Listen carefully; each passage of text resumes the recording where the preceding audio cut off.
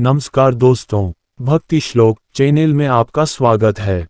पौराणिक कथाएं। परशुराम। मर्यादा पुरुषोत्तम श्री राम जिनका सादर नमन करते हो, उन शस्त्रधारी और शास्त्रज्ञ भगवान परशुराम की महिमा का वर्णन शब्दों की सीमा में संभव नहीं।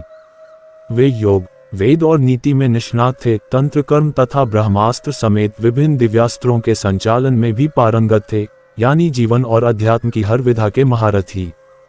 विष्णु के छठे अवतार परशुराम पशुपति का तप कर परशुधारी बने और उन्होंने शस्त्र का प्रयोग कुप्रवृत्तियों का दमन करने के लिए किया। कुछ लोग कहते हैं परशुराम ने जाति विशेष का सदैव विरोध किया, लेकिन ये तार्किक सत्य नहीं।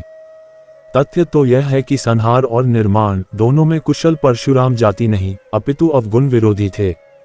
गोस्वामी तुलसीदास के शब्दों में, जो खल दंड करहूं नहीं तोरा, भ्रष्ट होए श्रुति मार्ग मोरा की परंपरा का ही उन्होंने भली भांति पालन किया। परशुराम ने ऋषियों के सम्मान की पुनर्स्थापना के लिए शस्त्र उठाए। उनका उद्देश्य जाति विशेष का विनाश करना नहीं था। यदि ऐसा होता तो वे केवल हैय वंश को समूल नष्ट न करते। जनक, दशरथ आदि राजाओं का उन्होंने समुचित सम्मान किया। सीता स्वयंवर में श्री राम की वास्तविकता जानने के बाद प्रभु का अभिनंदन किया, तो कौरव सभा में कृष्ण का समर्थन करने में भी परशुराम ने संकोच नहीं किया। कर्ण को श्राप उन्होंने इसलिए नहीं दिया कि कुतिपुत्र किसी विशिष्ट जाति से संबंध रखते हैं, वरन असत्य वाचन करने के दंड स्वरूप कर्ण को सारी विद्या विस्मृत हो जाने का श्राप दिया था। कौशल्या पुत्र राम और देवकी नंदन कृष्ण से अगाध स्नेह रखने वाले परशुराम ने गंगा पुत्र देवव्रत भीष्म पितामह को न सिर्फ युद्धकला में प्रशिक्षित किया, बल्कि यह कहकर आशीष भी दी कि संसार में किसी गुरु को ऐसा शिष्य पुनः कभी प्राप्त न होगा। पौराणिक मान्यता के अनुसार अक्षय तृतीया को ही त्रेता युग का प्रारंभ हुआ था।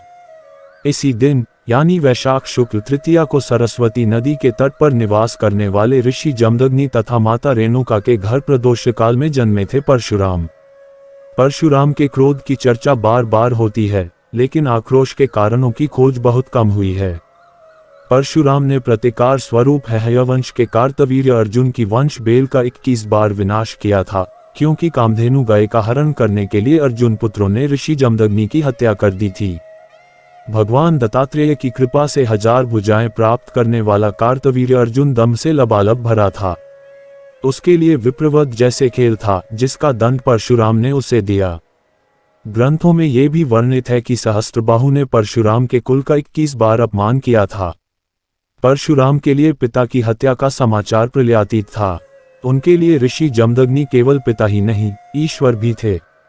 इतिहास प्रमाण है कि परशुराम ने गंधर्वों के राजा चित्ररथ पर आकर्षित हुई मां रेणुका का पिता का आदेश मिलने पर वध कर दिया था।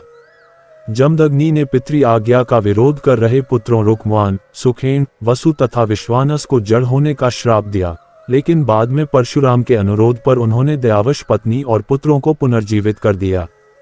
पशुपति भक्त परशुराम ने श्री राम पर भी क्रोध इसलिए व्यक्त किया क्योंकि अयोध्या नरेश ने शिव धनुष तोड़ दिया था। वाल्मीकि रामायण के बालकांड में संदर्भ है कि भगवान परशुराम ने वैष्णव धनुष पर शर संधान करने के लिए श्री राम को कहा। जब वे इसमें सफल हुए, तब परशुराम ने भी समझ लिया कि विष्णु ने श्री राम स्वरूप धारण किया है। परशुराम के क्रोध का सामना तो गणपति को भी करना पड़ा था।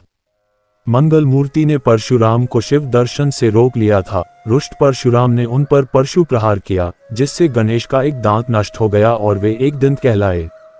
अश्वत्थामा, हनुमान और विभीषण की भांति प्रभु स्वरूप परशुराम के संबंध में भी यह बात मानी जाती है कि वे चिरजीवी हैं। परशुराम के पौराणिक कथाएं यहीं पर समाप्त होता है।